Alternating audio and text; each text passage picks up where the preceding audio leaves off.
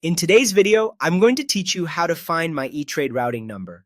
By the end, you'll know exactly where to look and how to confirm you've got the right 9-digit number for transfers and direct deposits. Before we jump in, here's a quick refresher. A routing number is the 9-digit code that identifies your financial institution in the United States. You'll use it for things like setting up direct deposit, linking an external bank for ACH transfers, or arranging certain bill payments. It's different from your account number, which is unique to you, so make sure you don't mix the two up.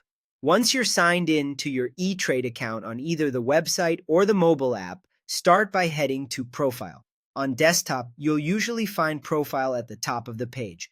On mobile, it may appear under a menu icon or as your initials. Tap or click Profile to open your personal and account settings. Next, go to Account Preferences. This is the section where ETrade groups many of your account-specific settings and details. It's designed to give you a centralized place to view information you might need for transfers and account management, so you're in the right spot. Under Account Information, you'll see the routing number displayed. It should appear clearly alongside other key details related to your account.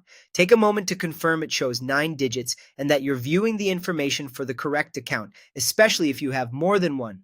Some users have multiple accounts under the same login, and the information shown in Account Preferences corresponds to the selected account.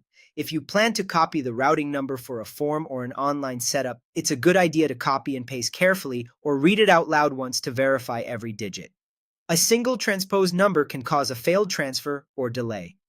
If you see labels like ACH routing number or wire routing number elsewhere in your financial life, remember that ACH is typically used for everyday transfers and payroll, while wire transfers may use different details. In the Account Information section here, you're looking for the routing number that pairs with your account number for standard transfers. As a final tip, avoid sharing your routing and account numbers in public places. Keep them stored securely and only provide them where necessary. That's it. Click Profile, go to Account Preferences, and under Account Information, you'll see the routing number. Follow these steps anytime you need to reference it quickly and confidently.